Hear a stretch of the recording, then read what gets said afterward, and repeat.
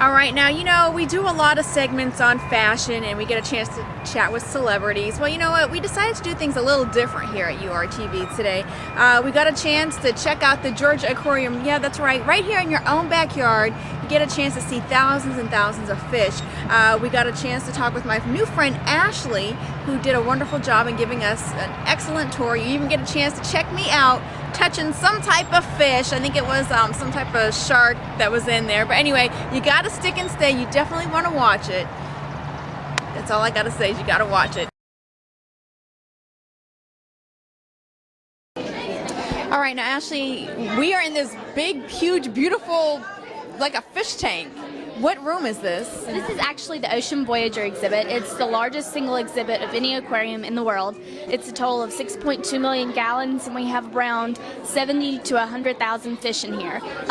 Throughout the aquarium, we have fish species that represent 500 different species. So in here, we actually have whale sharks, which is the largest fish species on the planet.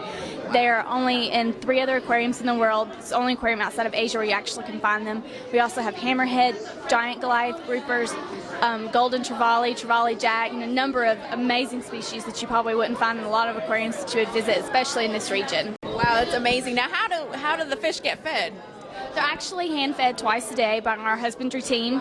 They're fed by 3 different ways. They're either hand-fed, target-fed, or part of a broadcast feed where they just throw the food on top of the water.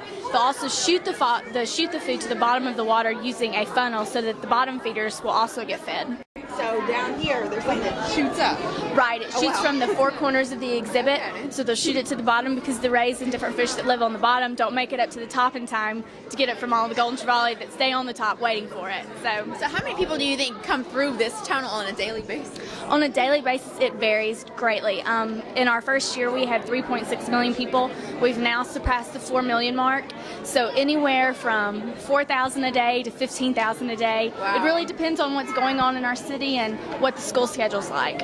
Okay, now you gave me a little interesting fact. Now, you know, we do a lot of movies here in Atlanta, and you told me one particular movie, one person filmed the movie here. Now, who was that? Right, it was Tyler Perry's Daddy's Little Girl. So we actually had Gabrielle Union here in the tunnel and in the big window with the rest of the cast shooting the date scene from the movie. So it was an overnight shoot. It was fantastic. It was a lot of fun. They were great to work with, really easy to work with. So it was a great experience to get to see everything we have here at the aquarium on the big screen. Well, you know, I can't wait to get to the other rooms, Ashley. So make sure you guys stay right there. We're going to go check out some of the other exhibits at the aquarium, Georgia Aquarium, that is.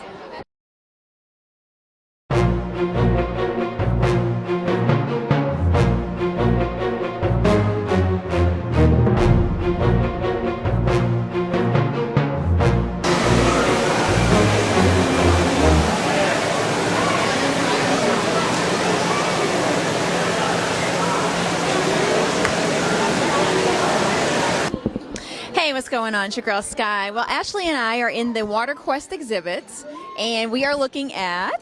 We have sea lions behind us right now here in Coldwater Quest. We have males and females in this exhibit, and a lot of these animals look kind of like dogs. That's how we best regulate or best communicate them to people, because they just kind of swim around, they'll lay up on the rocks and they'll sun, they'll feed, they'll nap, they'll fight over the best resting places. So they're very friendly animals. Our trainers actually teach them to do what people think are tricks, but it's actually to better examine them. They'll teach them to open their mouths and bark or raise their flippers, but it's actually to examine them for medical purposes. Okay. So now there's part outside. Now we see people on the inside and on the outside here. So can people feed them? No, people can't feed them, just our husbandry staff. But it's a different element that allows people to go outside and see them outside and what would be like their natural element.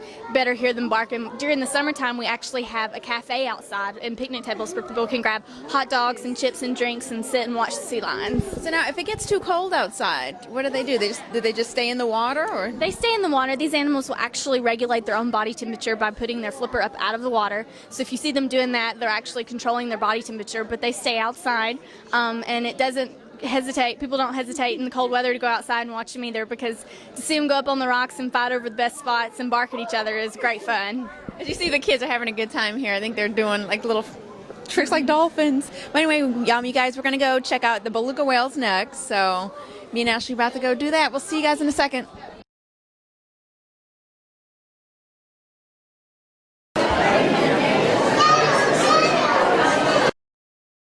Okay, we are back. We're at the Pacific Barrier Reef. Now you told me this is set up to be kind of an example as to like what a diver, I guess, would experience going down in the Pacific Reef. Right. This is actually the Tropical Diver Gallery, which takes you to the South Pacific, and like you said, this is the Pacific Barrier Reef. So this is actually behind us the largest coral reef exhibit, living coral reef exhibit, the aquarium in the United States. So in here, it's in 165,000 gallons that contains this living coral reef behind us, as well as a number of different tropical fish that anyone who dove on the reef would probably find. Anything from yellow tang and pallet surgeonfish, which if you have kids and they've seen Finding Nemo, they'll be able to point out every fish in this exhibit. So that's how they're best known. If you hear kids coming in screaming, "Where's Nemo? Where's Dory?" That's why they're all found in here. But it's a perfect example, or a great example, of a living coral reef. It's about 40% right now. Take about 10 years to get 100%, but that's our goal, to have 100% living coral reef in this exhibit. Wow. So now does the coral reef, now what do you mean by trying to get it to 100%? Like it grows? Right, we're actually cultivating the coral so that when we get pieces that are big enough, we'll actually replace the artificial coral in this exhibit with the living coral. So throughout the next few years, we'll actually exchange the rocks so that we eventually have a full living coral reef. How exciting. Now, do the people coming out, the patrons, do they get a chance to see divers come down and feed the fish? Definitely, and that's a great thing with all of our exhibits, is that a lot of it's done during our operation hours. So in this exhibit, you may have the opportunity to see them feeding the fish from the top.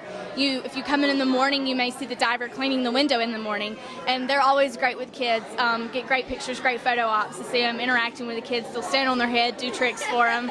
So it's a great treat if you get to see them in action. Sounds like a lot of fun. And now speaking of fun, we were just talking about, I don't know if you guys saw, but earlier it got kind of dark in here, and that was actually a wave going, I guess, on top of our heads. Now, that coincides with the music that's played. Now let's talk about some of the music that patrons can hear when they come to the Georgia Aquarium. The music at the Georgia Aquarium was actually specially composed for each gallery at the aquarium, and so it really communicates the feeling that you have when you go through all of these galleries.